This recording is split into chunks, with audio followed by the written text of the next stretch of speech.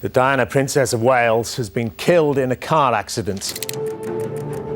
Diana, Princess of Wales, has in fact been killed in that car accident in Paris. 27 years after the most horrible death in the history of the royal family, medical experts have made shocking discoveries after an exhumation, and the outcome was gruesome. Diana's demise has been at the tip of everyone's tongue since 1997, with suspicions about her cause of death rocking the royal throne every time it comes up. But what exactly did they find out? Could this recent discovery spell doom for the reputation of the royal family? Join us as we discuss the surreal outcome of the latest discovery in Diana's tomb. The night that changed everything. Princess Diana has always been at the tip of everyone's tongue, mostly owing to her beauty, sense of fashion, and ability to stand up to a royal-sized titan like the British royal court. At the same time, she had found favor in the sight of the whole of the United Kingdom due to her perceived poor treatment by Prince Charles, who chose to cheat on her so openly while they were married. Ergo, it wasn't too difficult for the royal enthusiasts to accept her decision to find happiness elsewhere, even if it meant that she had to step out on her already broken marriage. Diana, who at the time had completed her divorce from Prince Charles but remained a part of the British royal court setup, was a thorn in the side of Prince Charles and Buckingham Palace.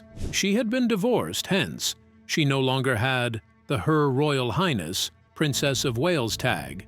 But as a mother to the heir apparent, she was still regarded as an important member of the royal family. Hence, she retained the title Diana, Princess of Wales. The binding law also meant that her ex-husband could not marry anyone else, except if Diana were no longer alive. Hence, leaving the marriage almost did her no harm at all, but somehow kept the royal family in check and gave her all the power. Diana was in charge. However, things got darker on August 31st, 1997, a day that began like just any other. The sun was out, the birds were singing, and nature was wide awake, waiting for the evening to fall into a new slumber. But fate had other plans, and they were sinister. The people's princess had traveled to the capital of France with her new lover, Dodi Fayed, by her side, hoping to spend the night in one of Mohammed Fayed's huge hotels in Paris. However, it wasn't long before paparazzi found their way to the hotel, seeking ways to get the exclusive photographs of the people's princess and her new lover living in a hotel in the City of Love. As much as Diana loved being the media attraction and lived for the spotlight, as she kept the most popular set of friends, including powerful names like Elton John, Liza Minnelli, George Michael, and Michael Jackson, she preferred to have her new relationship far away from media noise and the paparazzi. So she decided with Dodi to leave the hotel in a hurry with their driver. While trying to avoid the paparazzi, who were hot on their trail, the car crashed in the Pont de l'Alma tunnel, claiming every life in the vehicle, with Trevor Rees-Jones, Diana's bodyguard, being the only survivor. Accidents happen all the time, but was this really considered the same? A funeral, fit for a princess. Following the painful demise of the people's princess, the United Kingdom was clouded in darkness, with fear, anger, disgust, and pain hovering around the royal family, and the accusatory fingers being pointed at them. Although there was proof that backed up the cause of death, it was still saddled with the ridiculous weight of conspiracy, hanging around it like a dark cloud, especially with Mohammed al-Fayed remaining suspicious of the crown's possible involvement in the death of Diana, and, more concerning for him, his son, Dodi Fayed, who was also in the crash. However, before pursuing new possibilities on the cause of death, apart from the basic report of reckless driving that was given to them by the coroner's office, Mohammed, out of respect for the young princes, William, the heir apparent, and Harry, the infamous spare. On the day of the funeral, the dark clouds hovering over the United Kingdom rained pain, anguish, and tears. The world watched in disbelief. The princess, a woman in her prime, had just lost her life to an invincible force, which conquers all the time, fate. Her funeral set a record number of people in the world watching her, cold, hard, stuck in a heavy coffin, about to be buried 6 feet deep in a forever slumber. Tears dropped uncontrollably at Westminster Abbey, where roughly 2,000 people attended Diana's funeral in London. while an estimated 2 billion viewers around the world watched the event. During her funeral procession, Prince Philip, King Charles, Princess Diana's brother, Charles Spencer, and her 2 children, Prince William and Prince Harry, walked behind her coffin. At the time, William and Harry were just 15 and 12 years old, respectively. The decision to have Prince William and Prince Harry walk behind the coffin was a topic of contention. William confirmed this in the 2017 BBC documentary Diana, 7 Days. William described his presence at the funeral as a contest between 2 different selves. The part of him, which was Prince William, the heir apparent, a future King of England, who must play his part as a high official, even though he was only 15. And there was the little lad in there, shy and afraid to face the world, dying for the process to be over so he could go in his room, all alone, and crying his heart out. He had drunk of the poisoned chalice of fame and family, and there was just no escape. However, he kept his cool as the proceedings went on, refusing to show any sign of weakness as his mother was buried, and England mourned tearfully. But did it stop the witch hunt for Mohammed al-Fayed? A pharaoh's pursuit. Mohammed al-Fayed, the Egyptian billionaire, who had only stopped his investigation as a form of respect to her kids and allowing the funeral to go in peace, was back right where he stopped. However, this time he went deeper, filing inquiries about the cesspit of the royal court. For Mohammed, he was hell-bent on the fact that the royal court harbored deep states, hidden so far in the arches of the crown, who decided to endorse a hit on her life. According to Mohammed, she was pregnant with Dodi's child. And since her affiliations to the crown remained, the bourgeois ruling class plotted a move to harm her in the most unsuspicious way. Who could really blame an accident on anyone? Mohammed's inquest was knocked back every time, but he kept faith that his constant pressure could force the crown to break. Ergo, he did not back down. Since the end of the funeral on September 6, 1997, the Egyptian billionaire had held on to his belief that the accident was no accident, and soon he found a breakthrough in the inquest, which was granted to him in 2007. Mohammed fearlessly named the highest echelon of the ruling class in the British monarchy and the government as conspirators in 2007, with names like Tony Blair, who was the Prime Minister of the country at the time, and Robin Cook, a former member of the British Parliament, the MI5, MI6, the CIA, the DGSE, the French Intelligence Service, Judge Stephan, the French Ambulance Service, Lord Condon, Lord Stevens, Mr. Burgess, the Surrey coroner, and Lady Sarah McCorquodale. He believed that the influence had to come from the point of the accident all the way to the hospital, where Diana was taken immediately after the car crash, Pitié-Salpêtrière Hospital, where she was pronounced dead due to internal injuries. And Mohammed could not shake off the feeling that it was propagated by the ruling class in the British government. Mohammed was a one-man wrecking ball, taking on both parts of the British government, the monarchy and the parliament, with reckless abandon. While he built his case, piece by piece, one name stood out like a sore thumb, especially because he wasn't as popular and influential as the names that Mohammed al-Fayed built his case around. But if there was ever anything certain, it is the fact that Mohammed was not ready to leave any stone unturned. The name was James Anderson, who was allegedly driving the white Fiat Uno that brushed against the Mercedes shortly before it crashed in the Alma Tunnel in Paris. Mohammed believed that it was more than a coincidence and could definitely have triggered the eventual crash that claimed the lives of his son and Diana. More importantly, he was certain that the order had to come from only one man, the Prince of Wales at the time, Prince Charles. According to Mohammed, Prince Charles cleared the decks by murdering Diana so that he could go on to marry his precious Camilla. While his inquest was eventually thrown out of court in 2008, his continuous fight against the crown sowed seeds of discomfort around the royal family, with the media starting to pick up news about Diana's demise that pointed the fingers directly at King Charles. Knowing that he had finally sown seeds of discord in the United Kingdom, he made a new move, an unprecedented attempt at finding the truth, seeking the help of Egyptian forces in his investigation. How did that turn out for him? Mohammed's final straw.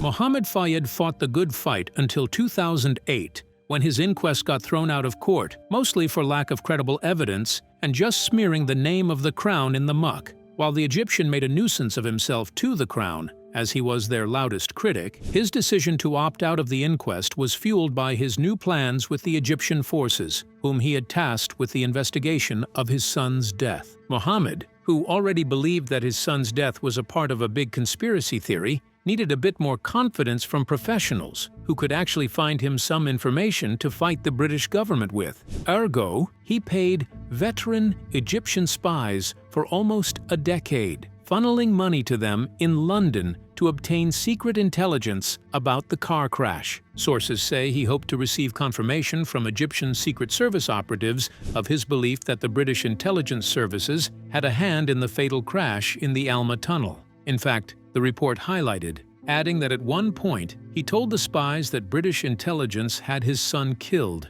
forcing them to find information on that fact instead of an investigation to see if it really happened. Despite Mohammed's continuous search, the former Metropolitan Police Commissioner at the time, Sir John Stevens, who led Operation Paget, an investigative operation that was set up to find out the truth about the demise of Diana, claimed that the investigation led to him to believe that the driver, Henri Paul, was 3 times over the alcohol limit and was also overspeeding at the time. Hence, he was the sole responsible culprit in the death of the Diana and Dodi. To Mohammed al-Fayed, that conclusion was way too convenient. He figured that it was the classic let's blame it on the dead move, as they cannot defend themselves anyway. As expected, Mohammed was hurting very deeply to have lost a son. Hence, he was not letting up anytime soon. He was like a dog with a bone, and he just wasn't ready to let go, especially since he believed that Diana was also pregnant at the time.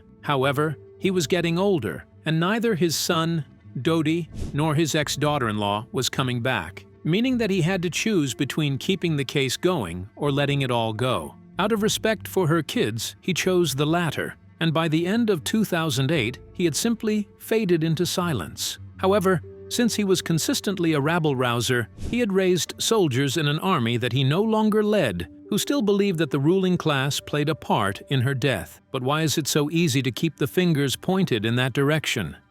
The Chronicles of the Other Woman.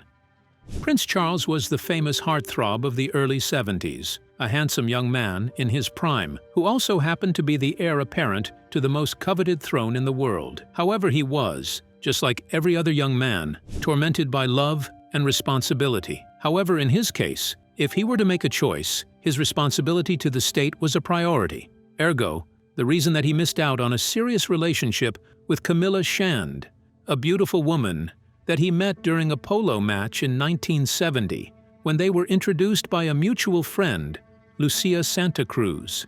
He was immediately smitten with her, the smile from ear to ear, while also unafraid of smiling with her mouth open, all in the name of being a lady.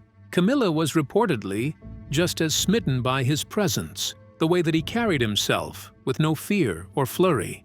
Somehow, it sent butterflies into her stomach, and she knew that she might have found the right one. However, Charles left for the British intelligence, fulfilling his responsibility as the heir apparent, and leaving Camilla to decide her fate. Soon, she moved and married a respectable uniform man, Brigadier Parker Andrew Bowles. Although she had moved on, Charles soon returned to the United Kingdom, hoping to fall back into the arms of his lover, but she was already married, which would be a deal-breaker for most people. But a prince, and heir apparent, definitely has a different mindset than the regular guy, so he chose to find love again when he met Diana, but somehow still opened the channel for consistent communication with Camilla. However, on the eve of the greatest wedding in the history of the United Kingdom's royal family, Charles told tales of the other woman, Camilla, to Diana, telling her that Camilla was the real love of his life, and that deep down in his heart, he preferred to be with her. What a way to kickstart a forever. However, Diana took it on the chin and simply blushed and smiled throughout the wedding on July 29, 1981, hoping to change his mind when they had a kid or two, which they did, Prince William and Harry. But Diana only existed at the periphery of his heart, and deep down, the married Camilla was the love of his life. Diana reportedly confronted Camilla on numerous occasions, asking her to leave Charles where he belongs, with her. However, Camilla wasn't the type to take no for an answer, so she waited patiently outside the palace, pushing every button in Charles' heart, until he got that divorce from Diana. But if Camilla was capable enough to force Diana out of Buckingham Palace, was she gory enough to force her out of the world? The reputation of a femme fatale. Camilla's journey into Buckingham Palace was neither the easiest nor the most widely accepted. Hence, she had created a reputation of being a femme fatale, a beautiful woman capable of engaging a man's mind and lulling him into unnatural decisions. Ergo, it wasn't too hard for Mohammed al-Fayed's claims, albeit with no evidence, that Prince Charles ordered the death of Diana and Dodi to stick with the citizens of the United Kingdom, who already saw the influence of Camilla Shand firsthand, witnessing how she played her hands in the dark and found a way into Buckingham Palace. Although silence is golden, it has been an Achilles heel for the royal family, especially since they have refused to comment on the allegations and rumors surrounding the demise of Diana, and why the now deceased Mohammed al-Fayed, who died in 2023, continued to file inquiries until 2008. Fingers were easily pointed towards her, but she started in silence, almost like she was waiting for an opportunity to express her thoughts and imagination about the haunting demise of Diana and her part in it. Oh, Camilla Shand was an interesting woman in her youth, especially after the shocking release of the controversial conversation secretly recorded in 1989 between herself and Charles, who at the time was married to Diana, while Camilla was married to Brigadier Andrew Parker Bowles. The infamous conversation was named the Tampon Gate, especially because the then love-crazed Prince Charles, in his unfaithfulness to Diana, made a ridiculous offer that bordered on the blurry lines of debauchery, asking to live inside Camilla's trousers as a tampon. Probably not the most gallant position that a nation would want to find its heir apparent, but he was lost in the clutches of a dangerous woman who had all of his defenses disabled and haunted every nook and cranny of his mind, like an empty room in a haunted house, ghosts of her person stealing in and out of his intuition, and he had no defense against this allowed invasion. Although Charles was carefree about his cheating and made it as obvious as possible to Diana, sending her blind hints to leave the palace, leaving the world completely was going to need way more than hints. It was going to require planning and action. While there is no concrete evidence of his involvement in her demise, the classic investigators' move to point the fingers of those who had more to gain from a death when in doubt of how it happened placed the blame right on Camilla's and Prince Charles's shoulders, and the blame was just as heavy as his crown of clay. However, pointing fingers wasn't enough, as the raging people of the United Kingdom wanted something more concrete, something that possibly forced an exhumation and a new autopsy. Will they ever get their hands on that?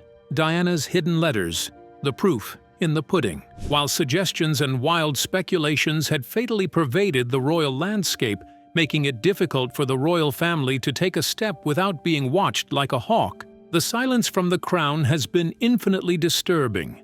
Royal enthusiasts cannot seem to wrap their heads around it because Buckingham Palace has always had the reputation of a quick response to speculations that might implicate or tarnish the image of the crown, except this one. Princess Diana was quite the powerful figure when she was alive, as her influence stretched far beyond the auspices of the throne, taking up spaces in the fashion world, charities, and the entertainment world. However, these privileges had nothing to do with her being of noble birth as a Spencer or her reputation as a princess in the British royal court. She was just super cool with everyone, and she was the girl everyone wanted at their parties. She was just as good with influential people as she was with her workers, including drivers, chefs, and the butler. Her incredible ability to keep it a buck with everyone gained her listening ears even in moments when she lost her voice and needed a voice coach to get her back up to speed. She felt the betrayal so deeply that she needed a companion, somebody whom she could trust with the information that she had about her life, her future, her kids, and shockingly, her death. Although it was no surprise for most, as Diana had often been credited with having some of the greatest poker faces in the world, meaning that just like an elephant could smell water from a mile away, she could smell the danger in her own house and the attempt on her life. According to Paul Burrell, who used to work as her butler, Diana was scared for her life and needed someone close to her whom she could divulge secrets to. And because she felt that she was being watched, she wrote them in letters directly set to him, telling tales of her love for the monarchy and how many reforms she would love to make. However, there was one more thing that she talked about in her letters, something dangerously disturbing. She wrote a letter describing Prince Charles's intention to take her life. She believed that he was planning an attack on the car, carefully cutting the brakes without suspicion and hoping that the driver would lose control of the vehicle, resulting in a car crash that would lead to a fatal head injury. At the time, Paul believed that it was the usual paranoia talking, but since her demise in 1997 from a car crash and fatal injuries sustained on nearly every part of her body, these alleged letters in Paul's hands could be the final piece of the puzzle to reopen the case and even allow an exhumation. But how feasible is this plan? Digging up a cold case. Ever since Paul Burrell's alleged claim about her letters, some years after her demise, the world has its retinas once again fixated on the British royal court, dying to see what they come up with. As expected, after Paul Burrell's alleged letters were in the air, waiting to be validated or otherwise, no one had come out to challenge them. Fast forward to January 2023, when Paul Burrell came down with prostate cancer. His name was up in the air again, circulating like his letters were at the time, almost 27 years after Diana's demise, and the world still seemed to be in a hurry to fact-check Burrell's alleged evidence of her writing. It would seem that the United Kingdom did not forget her prince, as she was famously called the People's Princess, largely because she had a way with people. The readiness was stunning, and all Paul had to do was provide the letters, which, if tested to be real, were positive enough to force the case to be reopened or even have the tomb reopened. Although it was a big decision, one that the British royal family would have to assent to. However, according to Paul Burrell, he had no physical copy of these letters anymore. Hence, he committed them to memory and made them a part of his journal. And right there, the vision to open up a cold case even after a period closer to 3 decades was slowly fading. Paul had no concrete evidence, and his only reliable piece of proof was his memory, which is known to fade with age or be enhanced by grief or sadness. In simpler terms, it could be the mere rambling of a man who missed his boss and had his own propaganda to push in exchange for some liquidity on both sides of the pool, which is the late princess's side and Prince Charles's. Although Paul insists that the truth is written clearly in his journal, and his age-old experience with the woman should be enough to back his claims, it was a far cry from the smoking gun evidence that the United Kingdom needed to force the government into reopening the case. While the United Kingdom finds it difficult to reopen a cold case with a nearly 30-year statute, the royal family remains silent, stepping away from the spotlight, remaining in the shadows, seemingly waiting for something no one can tell.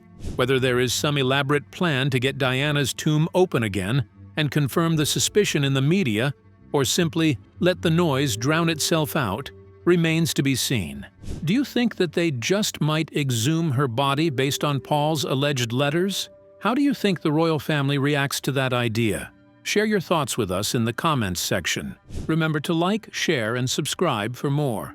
Also, click the next video showing on your screen. You will enjoy it.